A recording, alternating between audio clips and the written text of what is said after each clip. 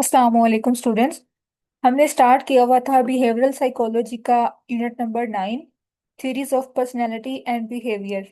Last lecture में हमने half chapter complete कर लिया था इसका बुक से।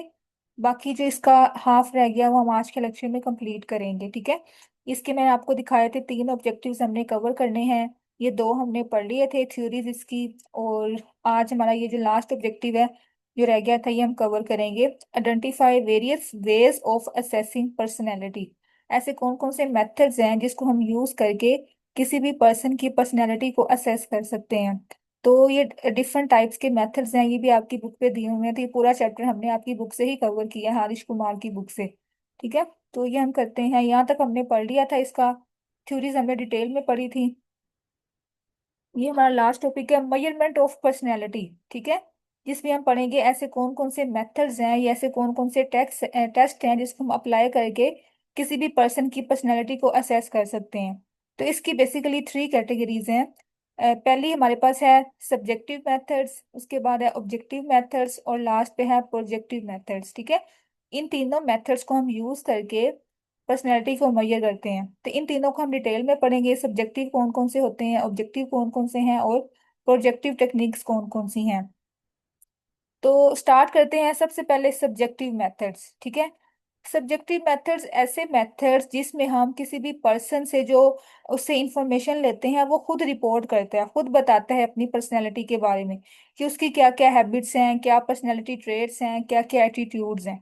इसको हम जैसे हमने पढ़ा था ना फंडामेंटल्स ऑफ नर्सिंग में, दो टाइप्स का डाटा होता है, सब्जेक्टिव डाटा और ऑब्जेक्टिव डाटा। ऐसा डाटा जो पर्सन जो है या पेशेंट खुद वर्बलाइज करता है, खुद बताता है, खुद डिस्क्राइब करता है, उसको हम कहते हैं सब्जेक्टिव डाटा, ठीक है। और दूसरा क्या था, ऑब्जेक्टिव डाटा। ऐसा डाटा जो कि नर्स या कोई भी हेल्थ केयर प्रोफेशनल जो है वो मेजर करती है, ऑब्जर्व करती है, उसको हम कहते हैं ऑब्जेक्टिव डाटा, ठीक है। तो आपने उसी को याद करते हुए इसको याद करना है। सब्जेक्टिव मेथड कौन सा होता है कि जिसमें कोई भी पर्सन जिसकी हमने पर्सनैलिटी को असेस करना है वो अपनी पर्सनैलिटी के बारे में खुद हमें रिपोर्ट कर रहा होता है, खुद डिस्क्राइब कर रहा होता है कि उसकी क्या क्या ट्रेड्स हैं, क्या हैबिट्स हैं, क्या एटीट्यूड्स हैं, ठीक है। तो इसमें हम देखते हैं फर्दर इसकी तीन से चार कैटेगरीज हैं सब्जेक्टिव मेथड्स की। पहला है इंटरव्यू मेथड, ठीक है। उसके बाद क्या है, केस हिस्ट्री, ऑटोबायोग्राफी, क्वेश्चनेयर, ठीक है। इन चारों को हमने अब पढ़ना है सब्जेक्टिव मेथड्स में डिटेल में। तो पहले हम देखते हैं इंटरव्यू। इंटरव्यू का आपको पता है किसकी क्या डेफिनेशन है, जिसमें दो या दो से ज्यादा लोग जो हैं वो बैठते हैं, कोई कन्वर्सेशन करते हैं, ठीक है। इनकी प्लान्ड कम्युनिकेशन होती है, इसमें हम क्वेश्चन आंसर करते हैं उस पर्सन से और डाटा लेते हैं, ठीक है। तो यहाँ पे लिखा भी हुआ है इंटरव्यू की definition, when two people talk upon some topic और subject matter in such a manner that one ask question and other person replies, ठीक है। जिसमें एक पर्सन जो है वो क्वेश्चन करता है और दूसरा जो है वो उसको आंसर करता है, उसको रिप्लाई करता है। तो ये पूरा प्रोसेस इसको हम कहते हैं इंटरव्यू, ठीक है। अब जो पर्सन क्वेश्चन कर रहा होता है उसको हम कहते हैं इंटरव्यूअर, या जो इंटरव्यू ले रहा होता है। और जो पर्सन रिप्लाई कर रहा होता है, जो आंसर कर रहा होता है उसके क्वेश्चंस का, उसको हम कहते हैं इंटरव्यू, ठीक है। तो ये इसकी आपने डेफिनेशंस कर लेनी है। बाकी आपने इसकी पढ़ी हुई है फेजेस कौन कौन सी होती हैं। इसकी थ्री बेसिक फेजेस हैं इंटरव्यू की। पहली फेज है ओपन, उसके बाद मिड फेज और फिर है क्लोज फेज, ठीक है। ये भी आपने डिटेल में पढ़ी होंगी हेल्थ असेसमेंट में कि जो हमारे पास ओपन फेज है उसमें क्या होता है कि एक इंट्रोडक्शन जो है वो इंटरव्यू लेता है उससे, इंटरव्यू से, ठीक है। और इसके अलावा उसमें जो है ना एक रिलेशनशिप बिल्ड करता है, उसके साथ एक रैपट बिल्ड करता है, ठीक है। फ्रेंडली इन्वायरमेंट क्रिएट करता है फर्स्ट फेज में, ठीक है। उसके बाद क्या है, second phase mid phase. Mid phase में जो है उसने क्वेश्चन आंसर स्टार्ट कर देने हैं, उसने क्वेश्चंस करने हैं उसकी पर्सनैलिटी से रिलेटेड, ठीक है। और जो दूसरा पर्सन जिसने देना है वो पूरा उसको रिप्लाई करेगा, उसको आंसर करेगा उसके क्वेश्चन के, ठीक है। उसके बाद लास्ट फेज कौन सी है, क्लोज फेज। इसमें क्लोजिंग करते हैं, समराइज करते हैं पूरे इंटरव्यू को। उसके कोई भी क्वेश्चंस हैं जो जो इंटरव्यू दे रहा होता है तो वो भी पूछ सकता है इसमें, ठीक है। तो ये हमारे पास तीन फेजेस होती हैं इंटरव्यू के, ठीक है। उसके बाद दो टाइप्स इसके हम पढ़ते हैं, स्ट्रक्चर्ड इंटरव्यू और अनस्ट्रक्चर्ड इंटरव्यू, ठीक है। स्ट्रक्चर्ड इंटरव्यू में क्या होता है कि हम पहले से ही प्लान कर लेते हैं कि हमने उस पर्सन से ये क्वेश्चंस पूछने हैं, ठीक है। हमारा एक पूरा स्ट्रक्चर्ड इसमें फ्रेमवर्क होता है जिसमें हम पहले ही प्लान कर लेते हैं कि हमने कौन कौन से क्वेश्चंस उस पर्सन से पूछने हैं, ताकि हमारा टाइम जो है वो वेस्ट ना हो। लिमिटेड टाइम में हमने अपना पूरा काम कर देना होता है, ठीक है। उसके बाद होता है अनस्ट्रक्चर्ड इंटरव्यू। इसमें क्या होता है कि हम ऑन द स्पॉट जो है, जो क्वेश्चन हमारे माइंड में आ रहे होते हैं ना उस टाइम पे, या सिचुएशन से रिलेटेड, तो हम उससे पूछ लेते हैं, ठीक है, और वो उसके अकॉर्डिंग जो है वो रिप्लाई कर देता पर्सन। ठीक है, इसकी दो टाइप्स हैं। उसके बाद एक और टाइप है इसकी कि कुछ जो इंटरव्यूज होते हैं ना वो तो फेस टू फेस होते हैं, ठीक है, और कुछ जो है वो ऑनलाइन भी हम ले सकते हैं इंटरव्यू, फोन के थ्रू या मेल के थ्रू, ठीक है, ये इसकी डिफरेंट फॉर्म्स होती हैं। लेकिन अब ये जो इंटरव्यू वाला मेथड है ना, जिसमें हम क्वेश्चंस करते हैं उसकी पर्सनैलिटी से रिलेटेड, ये भी लिमिटेड है, मतलब इसमें कुछ लिमिटेशंस हैं, इसके कुछ ड्रॉबैक्स हैं। इसकी जो रिलायबिलिटी है ना वो कम है। क्यों कम है? क्योंकि आपको पता है कि कुछ जो ऐसे क्वेश्चंस होते हैं जिसके वो प्रॉपर आंसर नहीं कर पाता, ठीक है, और इसके अलावा जो है ना इसकी जो रिलायबिलिटी है वो कम होती है इस मेथड की, ठीक है, वो कुछ इन्फॉर्मेशन जो है वो हाइड कर सकता है हमसे। तो इस तरह से हम उसकी पर्सनैलिटी को प्रॉपर जज नहीं कर सकते, प्रॉपर असेस नहीं कर सकते। तो ये मेथड जो है इसमें हमारा प्रॉपर, हमें टाइम चाहिए होता है, प्रॉपर एनर्जी चाहिए होती है, ठीक है, तो इसकी कुछ लिमिटेशंस आपने ये याद कर लेनी है। ठीक है, एक इसका ये मेथड है पर्सनैलिटी को असेस करने का, और ये कौन सा मेथड था? Subjective method. इसमें जो पर्सन है वो खुद बता रहा होता है अपनी पर्सनैलिटी के बारे में, ठीक है। इंटरव्यू जब हम करते हैं तो उसमें हम जब क्वेश्चंस करते हैं ना, तो उसके आंसर जो है वो वो जो पर्सन है वो खुद दे रहा होता है ना, तो इस तरह से ये सब्जेक्टिव मेथड है। उसके बाद नेक्स्ट क्या है? सब्जेक्टिव मेथड केस हिस्ट्री, ठीक है। इसमें क्या है कि हम किसी भी स्पेसिफिक पर्सन से, जिसको हम यहाँ पे सब्जेक्ट कहते हैं, उससे हम डाटा कलेक्ट करते हैं, उसकी बर्थ से लेकर प्रेजेंट डे तक, ठीक है, उसके बारे में कंप्लीट इन्फॉर्मेशन लेते हैं कि उसकी पर्सनैलिटी जो है वो किस तरह की है, वो किस तरह से सिचुएशन को डील करता है, कि क्या उसके इमोशंस हैं, कैसे उनको कंट्रोल करता है, ठीक है, कैसे एक्सप्रेस करता है। तो उसकी जो पूरा डाटा होता है ना, उसकी पूरी इंफॉर्मेशन वो हम लेते हैं उसकी बर्थ से लेकर उसकी प्रेजेंट डे तक, ठीक है। अब इसके लिए हमें चाहिए होते हैं फॉर डिफरेंट पर्सन जहाँ से हम अप्रोच करेंगे और वहाँ से डाटा लेंगे, ठीक है। इसमें क्या है कि उस पर्सन की, जिसकी हमने पर्सनैलिटी को असेस करना है, उसके हमें पेरेंट्स, फ्रेंड्स, रिलेटिव्स या टीचर्स, इन सबको हम अप्रोच करते हैं और इनसे हम डाटा लेते हैं, ठीक है, या फिर उसकी पर्सनैलिटी के बारे में पूछते हैं। तो ये हमारे पास था केस हिस्ट्री। उसके बाद थर्ड मेथड क्या है? सब्जेक्टिव मेथड, ऑटोबायोग्राफी, ठीक है। ये आपको पता है ऑटोबायोग्राफी में हम क्या करते हैं कि जैसे कुछ पर्सन जो होते हैं वो अपनी डायरी लिखते हैं, जर्नल्स लिखते हैं, ठीक है, डेली बेसिस पे।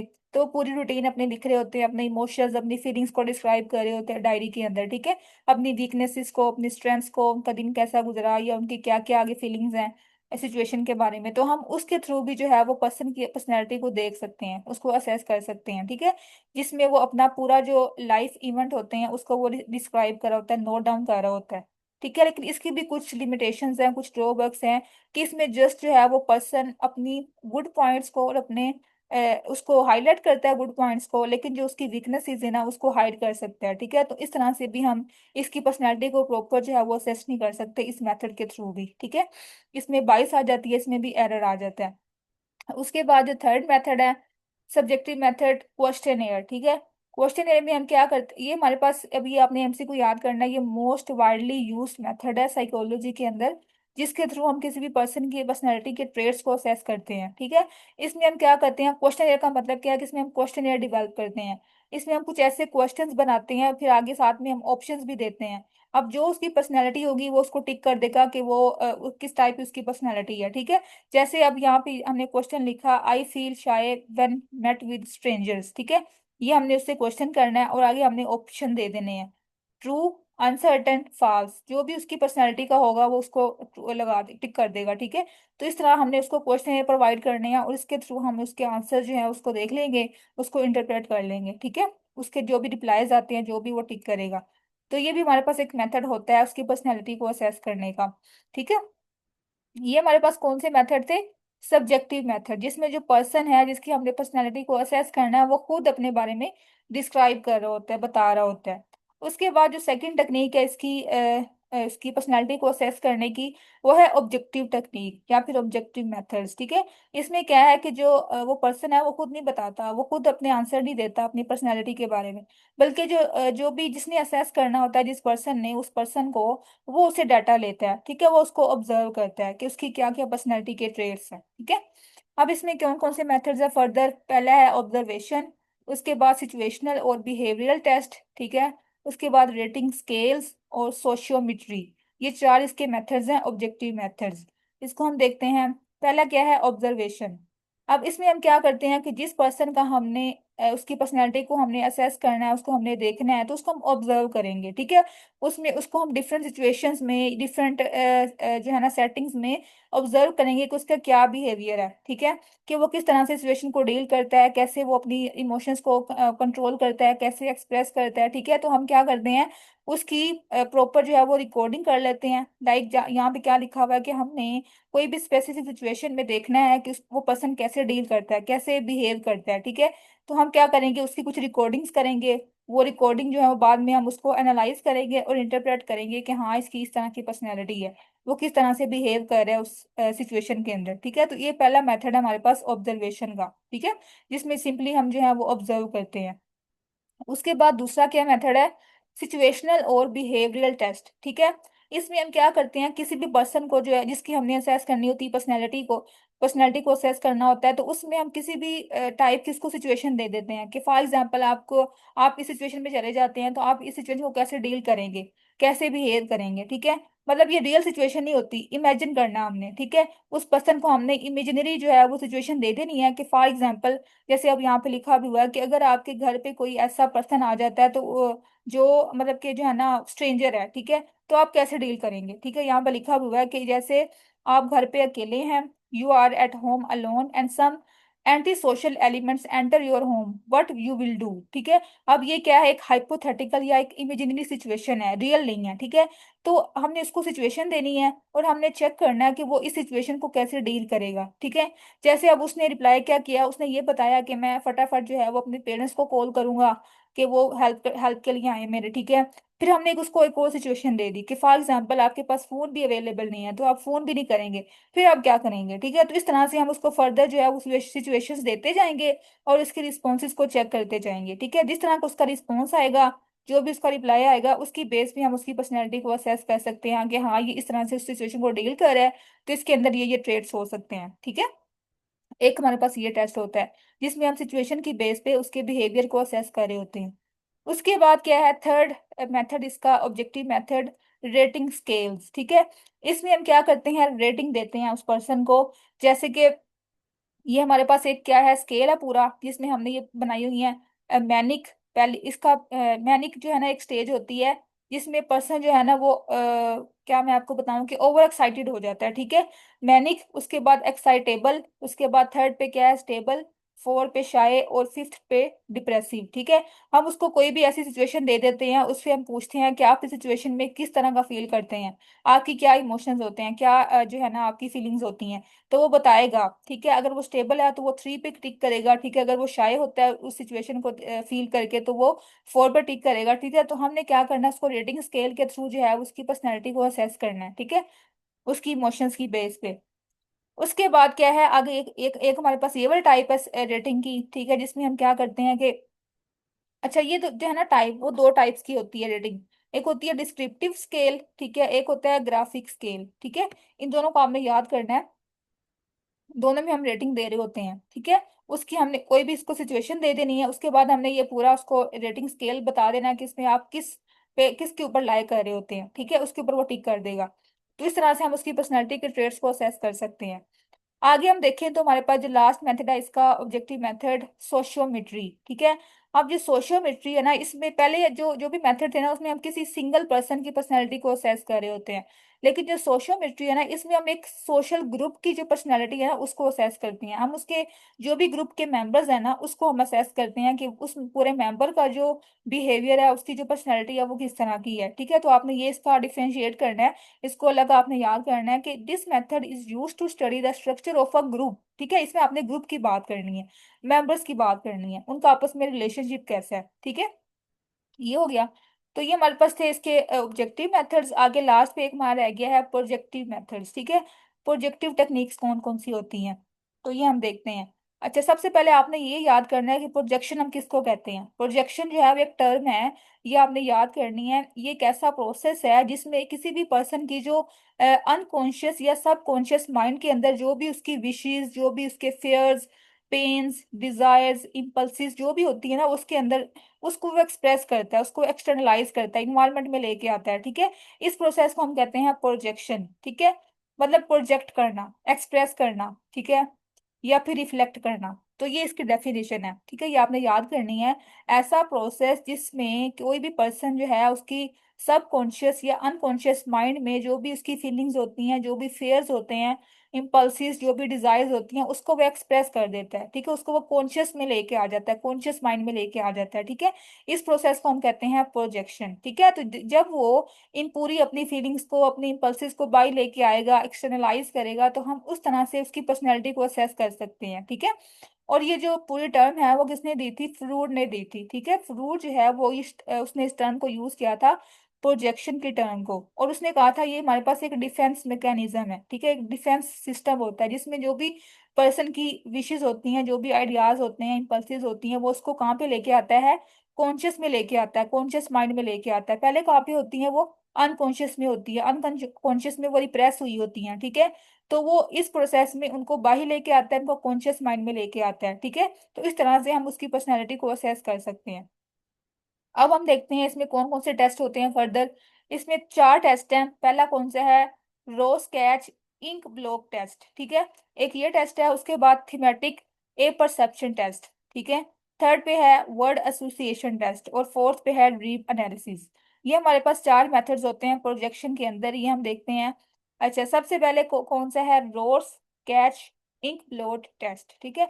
इसमें आपने याद क्या करना है कि ये साइंटिस्ट का नाम है जिसने इस पूरे टेस्ट को डिस्कवर किया था, डेवलप किया था, ठीक है, ये आपने याद कर लेना। उसके बाद इसमें हमने यूज करना है इंक को, ठीक है। इसमें हमने क्या करना होता है, इसमें मैं आपको ये पढ़ के बताती हूँ। It consist of 10 plates. इसमें ना हमारे पास प्लेट्स होती हैं, ठीक है, 10 प्लेट्स होती हैं, और इसके ऊपर हम क्या करते हैं? जो इंक के स्पोर्स है ना उसको हम ड्रॉप करते हैं, ठीक है। इंक के स्पोर्स को हम ड्रॉप करते हैं इनके ऊपर, ठीक है, हर प्लेट के ऊपर। तो वो एक शेप बन जाती है हमारे पास, ठीक है। जैसे हम इंक को ड्रॉप करेंगे ना हर प्लेट के ऊपर, तो एक प्रॉपर सी शेप बन जाएगी, ठीक है। अब हमने क्या करना है? पेशेंट, वो जो पर्सन जिसकी हमने पर्सनैलिटी को असेस करना है, उसको हमने वो प्लेट, जो प्लेट है ना, वो प्रेजेंट कर देनी है वन बाय वन, ठीक है। सारी प्लेट्स हमने उनको दे देनी है, और हमने बताना है कि इसके ऊपर कौन सी शेप आपको नजर आ रही है, ठीक है, कौन सी शेप बन रही है। तो हमने इस तरह से उसकी जो भी वो शेप को असेस करेगा, जो भी हमें डिस्क्राइब करेगा, तो हमने उसकी उसी उसके रिस्पॉन्सेज की बेस पे हमें उसकी पर्सनैलिटी को असेस करना है, ठीक है। तो ये हमारे पास एक ये मेथड होता है, इंक ब्लोट टेस्ट इसको हम कहते हैं, जिसमें हम इंक का यूज करते हैं और प्लेट्स का यूज करते हैं, और जो भी शेप बनेगी ना उसके ऊपर, वो हम उसके उससे पूछेंगे कौन सी शेप आपको नजर आ रही है। उस शेप की बेस पे हम इंटरप्रेट करते हैं, और आगे जो है उसकी पर्सनैलिटी को असेस कर सकते हैं, उसके ट्रेट्स को असेस कर सकते हैं, ठीक है। उसके बाद क्या है? सेकंड पे थीमेटिक ए परसेप्शन टेस्ट, ठीक है। इसमें क्या है कि थीमेटिक मतलब इसका मतलब होता है थीम्स, ठीक है। इसमें इसमें भी क्या होता है कि इसमें प्लेयर्स थी ना, इसमें हमारे पास क्या है? कार्ड्स होते हैं। ये हमें डिफरेंस याद करना है। जो ए परसेप्शन टेस्ट है इसमें हम कार्ड्स का यूज करते हैं। अब उन कार्ड्स के ऊपर जो है वो पिक्चर्स बनी होती हैं, ठीक है, कुछ पिक्चर्स बनी होती हैं, और कुछ जो इसमें एक कार्ड जो है वो ब्लैंक होता है, ठीक है। तो वो जो पिक्चर्स बनी होती है ना, हमने उन सबको जो है उसको दिखाना है, उस पर्सन को जिसकी हमने पर्सनैलिटी को असेस करना है, ठीक है। और वो जो पिक्चर है ना उसके बारे में वो एक स्टोरी क्रिएट करेगा। हमने उससे कहना है कि आप इस पिक्चर्स के जो इस कार्ड के ऊपर जो भी पिक्चर बनी हुई है ना, उसके बारे में आप एक स्टोरी क्रिएट करें, और स्टोरी को आप सुनाएं, नरेट करें, ठीक है। तो इस तरह से जो है वो हम जो भी इस तरह वो स्टोरी को डेवलप करेगा, जो भी उसकी उसके अंदर अपनी इमोशंस को, अपनी जो भी फीलिंग्स है उसको डिस्क्राइब करेगा। मतलब इस पे हमने कहना है कि आपने इस स्टोरी में अपने आप को वहां पे रखना है, ठीक है, उसका जो मेन कैरेक्टर है ना वो आपने उसकी जगह पे रखना है। तो इस तरह से जो भी उसकी फीलिंग्स है, जो भी उसकी इमोशंस होंगे उस स्टोरी में, वो सारी डिस्क्राइब करेगा, ठीक है। और फिर हमने उसकी उस जो भी वो डिस्क्राइब करेगा उससे हमने उसकी पर्सनैलिटी को असेस कर लेना है, ठीक है, उसके ट्रेट्स को असेस कर लेना है, ठीक है। ये सिंपल सा टेस्ट था। इसमें हमने क्या करना है? कार्ड्स का यूज करना है, और फिर हमने उसको कहना है कि उसके ऊपर जो भी पिक्चर बनी हुई है ना, उस पिक्चर के बारे में उसने स्टोरी क्रिएट करनी है, ठीक है। और स्टोरी में जो है उसका मेन करेक्टर वो उसने उसको अपने अपने आप को उसकी जगह पे रखना है, ठीक है, वो सारा डिस्क्राइब करना है। उसके बाद थर्ड पे हमारे पास कौन सा होता है? Projection test, word association test, ठीक है। इसमें हम क्या करते हैं कि हमारे पास ना 100 वर्ड्स होते हैं, ठीक है, 100 वर्ड्स का हम यूज करते हैं, और हम क्या करते हैं कि पेशेंट, जो पर्सन है ना जिसकी हमने पर्सनैलिटी को असेस करना है, उसको हम एक कोई ना कोई वर्ड दे देते हैं, उसको हम कहते हैं कि इस वर्ड को सुनने के बाद आपके माइंड में क्या आ रहा है, ठीक है। जैसे ही उससे पूछते हैं कि आपके माइंड में जो भी वर्ड इस वर्ड को सुनने के बाद जो भी आपके माइंड में चीज आ रही है ना, आपने उसको डिस्क्राइब करना है, ठीक है। तो जो उसका रिस्पॉन्स होगा ना उसको हमने नोट कर लेना है। और उसके बाद हमने उसकी फीलिंग्स को, उसके एक्सप्रेशंस को, ठीक है, उसकी जो भी पोस्चर होगा उसको हमने नोट कर लेना है। ठीक है, कि वो जब उसके बारे में बता रहा होता है, उस वर्ड के बारे में जो भी उसके माइंड में उस टाइम पे आ रहा होता है, तो हमने सारा उसकी बॉडी लैंग्वेज को असेस करना है। ठीक है, तो इस तरह से हम उसकी जो है ना कुछ कुछ एरियाज को असेस कर सकते हैं, उसकी पर्सनैलिटी को। ठीक है, ये हमारे पास था वर्ड एसोसिएशन टेस्ट। इसमें हम वर्ड्स देते हैं उसको, ठीक है, उस वर्ड के बारे में जो भी उसके माइंड में आ रहा होता है हमने उसके बारे में उसको असेस करना है, उसके रिस्पॉन्सेज को नोट करना है, और उसके पर्सनैलिटी को हमने जो है मेजर कर सकते हैं। उसके बाद लास्ट पे जो मेथड है हमारा प्रोजेक्टिव मेथड, वो है ड्रीम एनालिसिस। ठीक है, इसमें आपको पता है ड्रीम्स के बारे में हम पूछते हैं कि वो उसको किस तरह के ड्रीम्स आते हैं। ठीक है, वो अपने अपने आप जो अपने आप को ड्रीम्स में क्या क्या देखता है, ठीक है, कहाँ कहाँ पे देखता है, तो हम सारा जो है ना ड्रीम्स के थ्रू भी उसकी पर्सनैलिटी को असेस कर सकते हैं, अंडरस्टैंड कर सकते हैं। ठीक है, इसलिए आपने ये याद करना है। तो ये हमारे पास 3 मेथड्स थे इंपॉर्टेंट। अब इसमें से ऐसे नहीं आएगा कि वो आपसे सारे पूछ लेंगे कि कौन कौन से मेथड्स हैं, तो आप इसको लिखना स्टार्ट कर दें, सब्जेक्टिव भी, ऑब्जेक्टिव भी और प्रोजेक्टिव भी। ठीक है, इस तरह क्वेश्चन नहीं आता पेपर में। वो आपसे सेपरेट पूछ सकते हैं कि for example what is dream analysis, what is word association test. ठीक है, जैसे अभी पेपर में आया भी हुआ टेस्ट ये वाला, वर्ड एसोसिएशन टेस्ट। उसके बाद ये आपसे ये पूछ सकते हैं कि जो रो स्केच इनफ्लो टेस्ट है उसको डिस्क्राइब करें। तो इस तरह से आपने इसको अलग अलग याद करना है। ठीक है, बाकी इसमें जो एमसीक्यूज हैं वो आपने इसके जो साइंटिस्ट वगैरह हैं, साइकोलॉजिस्ट हैं, उनके नाम याद करने हैं कि किस किसने कौन कौन सा टेस्ट दिया था और कब दिया था। ठीक है, उसके बाद हमारा जो लास्ट टॉपिक रह गया है, आपके कंटेंट में तो नहीं है लेकिन हम पढ़ लेते हैं क्योंकि इसमें से क्वेश्चन पेपर में आया हुआ है कि जो पर्सनैलिटी है उसकी कौन कौन सी टाइप्स होती हैं। ठीक है, टाइप ए पर्सनैलिटी होती है और टाइप बी पर्सनैलिटी होती है। ठीक है, जो टाइप ए वाली पर्सनैलिटी होती है उसमें कौन कौन से ट्रेड्स होते हैं, कौन कौन सी करेक्टरिस्टिक्स होती हैं, ये हम देखते हैं। उसके बाद हम देखेंगे टाइप बी। ठीक है, तो टाइप ए वाले पर्सन होते हैं ना, वो कौन से होते हैं, हार्ड वर्किंग होते हैं और कम्पिटिटिव होते हैं। ठीक है, वो प्रेशर के जब उनके ऊपर कोई प्रेशर डालता है, कोई फोर्स डालता है ना कि आपने ये काम करना ही करना है, तब वो काम करते हैं। ठीक है, वो प्रेशर के अंदर जो है ना वो अच्छा काम करते हैं। उसके बाद क्या है कि उनको चाहिए होती है रिकॉग्निशन, चाहिए होती है उनको, एडवांसमेंट चाहिए होती है, वो मल्टी टास्कर होते हैं। ठीक है, मल्टी जो है ना वो टास्क परफॉर्म कर सकते हैं एक ही टाइम पे। मतलब वो बड़े एफिशिएंट होते हैं, बड़ी कॉम्पिटेंट होते हैं। ठीक है, तो इस तरह से लेकिन इसमें क्या एक और कंडीशन होती है कि इस जो टाइप ए वाले होते हैं ना पर्सन या पर्सनैलिटी वाले जो लोग होते हैं, वो स्ट्रेसफुल हमेशा रहते हैं। ठीक है, कि उनको ना हर काम परफेक्ट चाहिए होता है, तो वो उनमें एंग्जाइटी का जो डिसऑर्डर है वो ज्यादा होता है। ठीक है, जो टाइप ए वाले पर्सन है उसमें जो है वो स्ट्रेस ज्यादा होता है, एंग्जाइटी ज्यादा हो सकती है। ठीक है, क्योंकि उनको हर काम में परफेक्शन चाहिए होती है, वो हार्ड वर्किंग होते हैं, एफिशिएंट कॉम्पिटेंट होते हैं। ठीक है, उसके बाद जो है वो second type, type B. Type B जो है वो इसके ऑपोजिट है, मतलब ये काम क्वाइट होंगे, इजी गोइंग, नॉन कॉम्पिटिटिव। ठीक है, लेस स्ट्रेसफुल होंगे। तो इस तरह से इनमें जो है ना हार्ट जो इसमें ना हार्ट अटैक का चांस ज्यादा होता है टाइप ए में। ठीक है, ये भी आपने याद करना है क्योंकि इसमें एंग्जाइटी ज्यादा होती है, स्ट्रेस ज्यादा होता है। लेकिन जो टाइप बी है ना उसमें क्या है कि इसमें हार्ट अटैक के चांसेस जो है वो कम होते हैं। ठीक है, क्योंकि ये काम होते हैं, रिलैक्स होते हैं, कोई स्ट्रेस नहीं लेते, कोई एंग्जाइटी नहीं लेते। ठीक है, तो इस तरह से इसमें जो है ना वो ज्यादा चांस है कि वो जो है ना लंबे अरसे तक जी सकते हैं। ठीक है, they live longer than type A, ये आपने याद रखना है।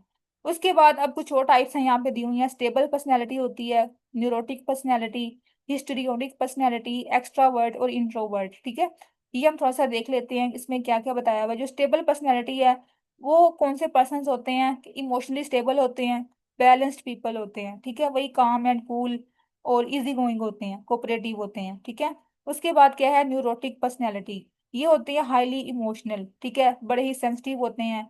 इनमें जो सिकनेस के दौरान इनमें एंग्जाइटी ज्यादा हो जाती है। ठीक है, ये मतलब कि ना हर काम को बड़ा स्ट्रेसफुल ले लेते हैं, तो ये स्ट्रेस में ही रहते हैं, हमेशा वरीड रहते हैं। ठीक है, ये इसकी कुछ ट्रेड्स होते हैं। उसके बाद क्या है, थर्ड पे हिस्ट्रियोनिक पर्सनैलिटी। ये ज्यादातर पाई जाती है वुमन के अंदर। ठीक है, ये आपने इसका एमसीक्यू याद करना है कि ऐसी कौन सी पर्सनैलिटी है जो वुमन में ज्यादा ऑब्जर्व की जाती है, वो होती है हिस्ट्रियोनिक। इसका मतलब क्या होता है कि इसमें जो है वो पर्सन अटेंशन सीकिंग होता है, कि उसको बस अटेंशन चाहिए, उसको लोग जो है वो सुनते रहें, उसकी तारीफ करते रहें। ठीक है, ये सेल्फ सेंटर्ड होते हैं। ठीक है, और इसमें भी क्या होता है, ज्यादा चांस होता है एंजाइटी का, अगर उनको कोई जो है वो टेंशन नहीं दे रहा या उनको कोई जो है फोकस नहीं उनके ऊपर नहीं कर रहा, तो वो डिप्रेशन में या एंजाइटी में जा सकते हैं। ठीक है, उसके बाद क्या है, एक्सट्रोवर्ट पर्सनैलिटी। ये आपको पता है कि जो सोशलाइज होते हैं, ठीक है, एक्साइटमेंट सीकर होते हैं, चेंजेस जो है वो पसंद करते हैं अपनी पर्सनैलिटी के अंदर, इन्वायरमेंट के अंदर। ये ज्यादातर सोशलाइज ही रहते हैं, ठीक है।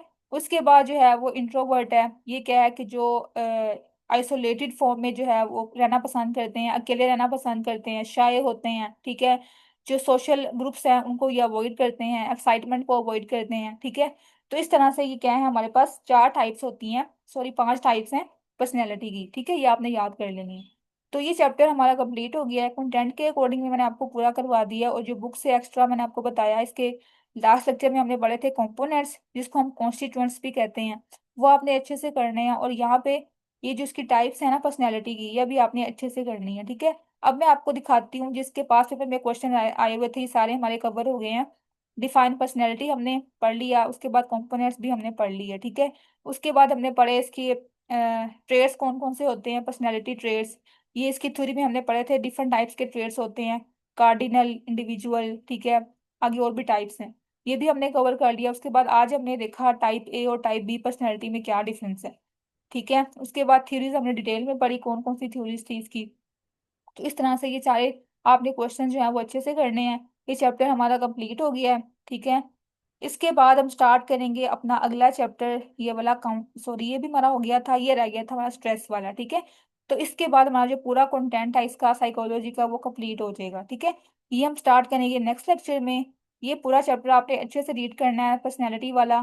कुछ आपको समझ ना आए या कोई आपका क्वेश्चन हो तो आपने मुझसे ग्रुप में पूछ लेना, ठीक है। ओके, अल्लाह हाफिज।